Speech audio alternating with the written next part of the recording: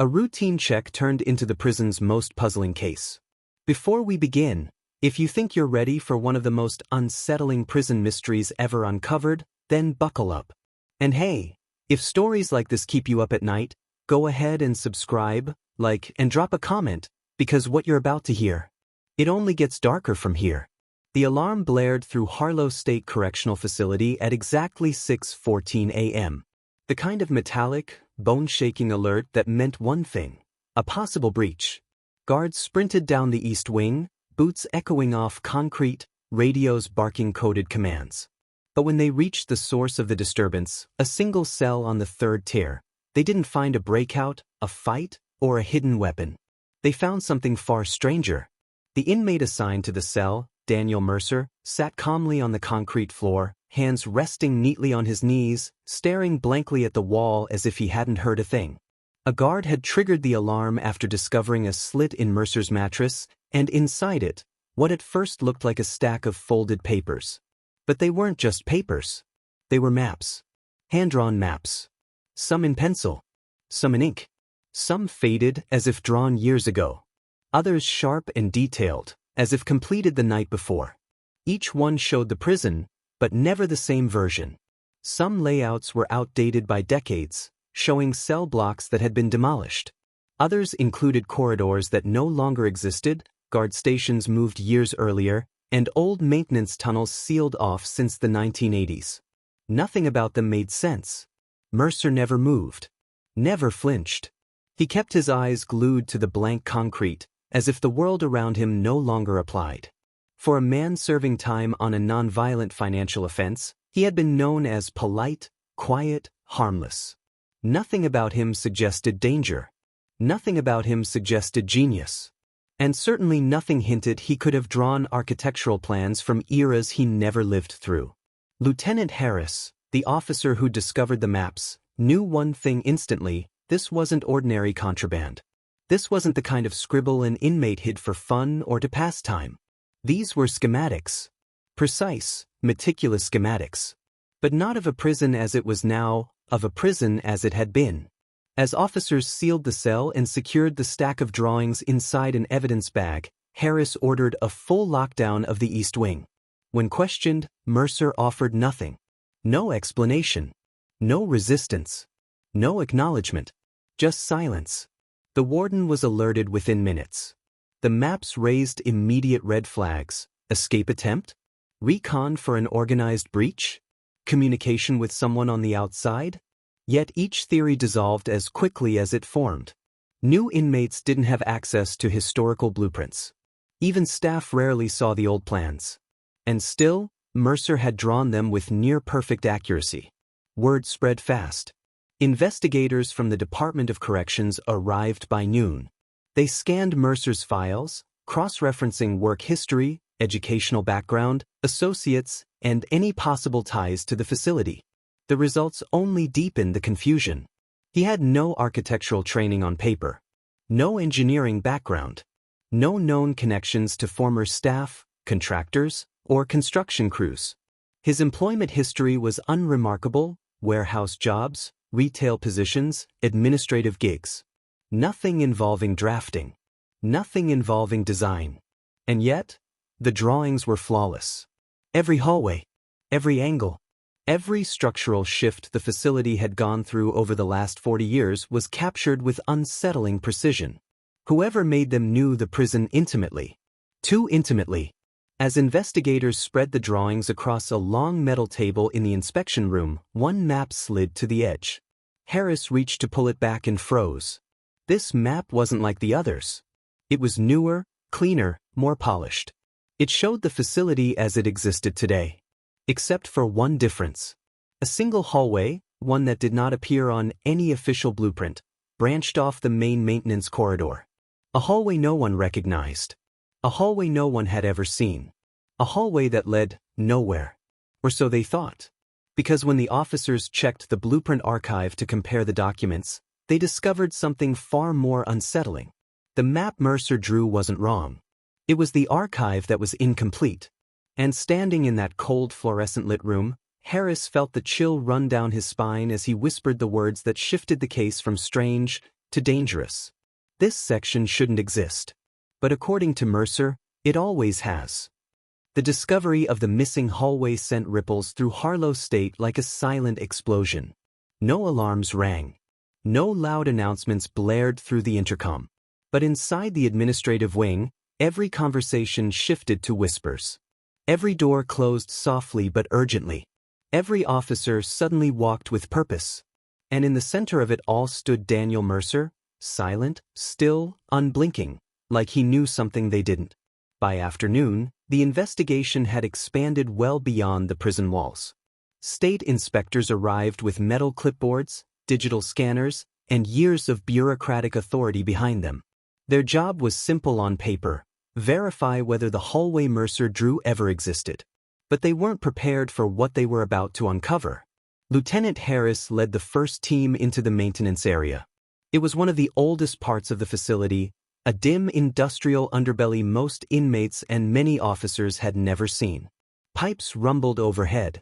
Dust coated the floors. The concrete walls, stained with decades of leaks and rust, seemed to hold their breath.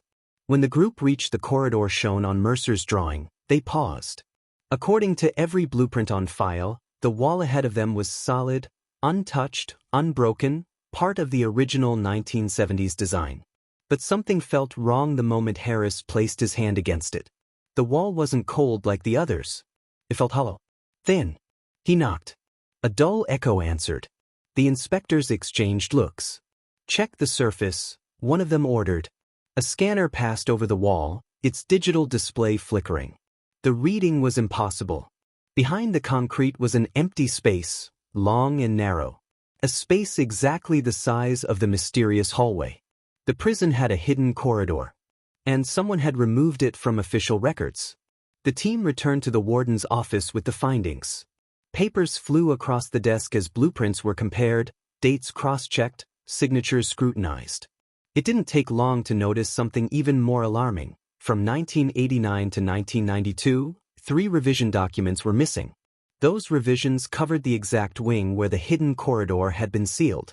Someone had erased it from history. But before anyone could answer, a guard burst into the room. He looked pale, panicked, out of breath. "It's Mercer," he said. He's talking." The room fell silent. Every officer, every inspector, every staff member froze. They rushed to the holding area, where Mercer sat at a metal table, hands cuffed, posture rigid. He slowly raised his eyes as Harris walked in. For the first time since his arrest, Daniel Mercer spoke. "You found it," he said quietly. His voice was flat, calm, almost rehearsed. Harris tried to keep his tone steady. "Found what?" "The old corridor," Mercer replied. "I designed the renovation plans years ago, before everything fell apart." His gaze dropped briefly, almost painfully. "I never thought anyone would see those drawings again." The inspectors exchanged confused looks. "You designed them?" one asked. Mercer nodded. "I was part of the junior drafting team. They never put our names in the records. We were just hands on the project." Harris leaned forward. "Why erase a hallway?" "That's the part one was never told," Mercer said. "They sealed it before construction was completed. Then the firm dropped the project without explanation. Everything about that section was classified." His eyes sharpened suddenly. "But I saw things. Things I wasn't supposed to see. Doors that weren't on our drafts. Rooms that appeared overnight. Security staff who didn't wear state-issued badges." The room seemed to tilt. Mercer lowered his voice. "Someone used that hallway for something other than prison operations." Harris felt the pressure building behind his ribs. "Used it for what?" Mercer hesitated. His jaw clenched. His breathing quickened. He looked over his shoulder as if expecting someone to be standing behind him. Then he said the words that changed the investigation from a historical mystery into something far more dangerous. "It wasn't a hallway. It was a transfer route. Of the books. For people who were never supposed to be here."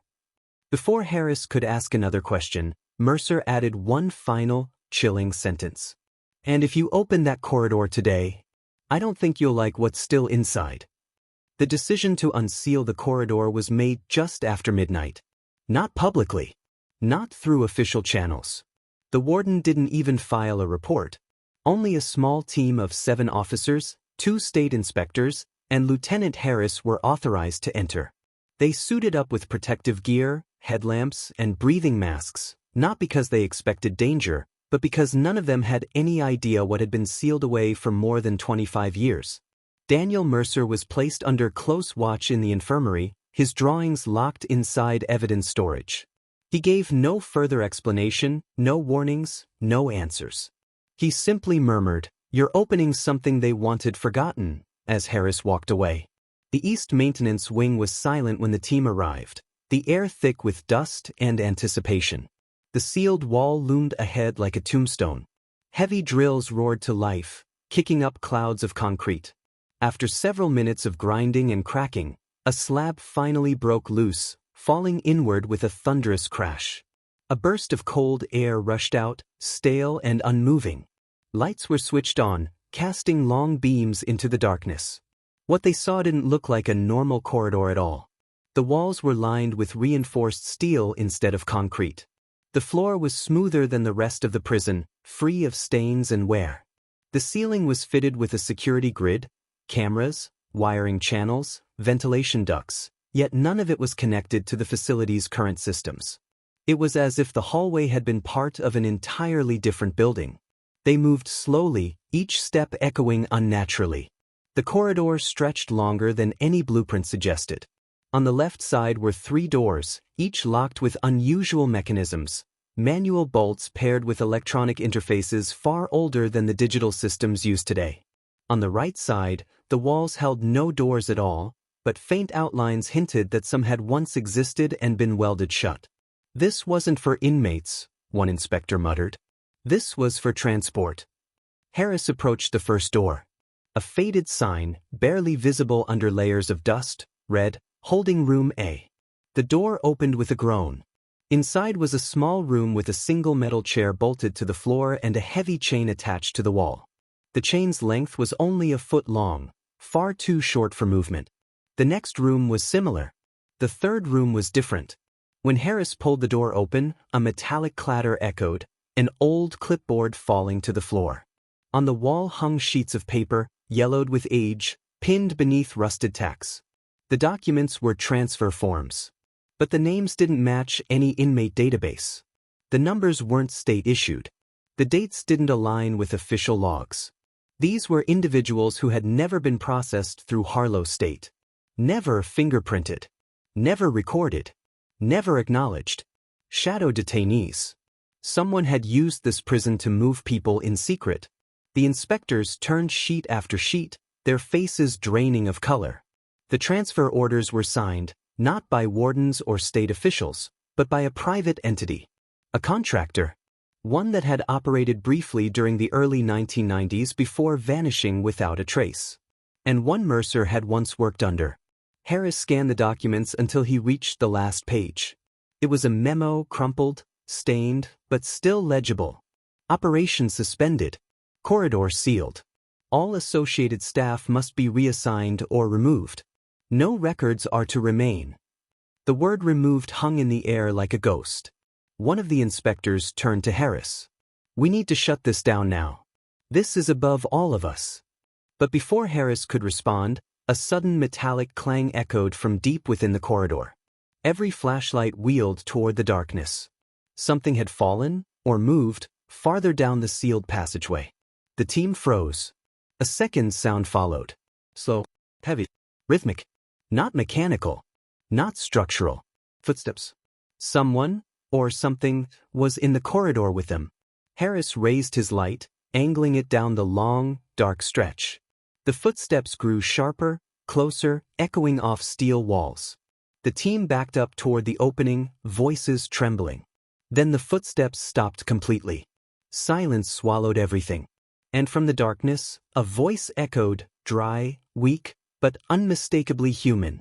"Is someone finally there?" The corridor wasn't empty. Someone had been left sealed behind the wall. Someone forgotten. Someone alive. When Harris stumbled out into the main wing and radioed for emergency reinforcements, one thought burned in his mind: A thought that would haunt him long after the corridor was evacuated, after the investigation went federal, after Mercer was quietly transferred out of state. If the official records erased the hallway, if the blueprints erased the rooms, if the state erased the transfers, then how many other things had been erased? And how many of them were still waiting to be found? If you thought this case was unsettling, wait until you hear the next one. Hit subscribe so you don't miss what comes after this.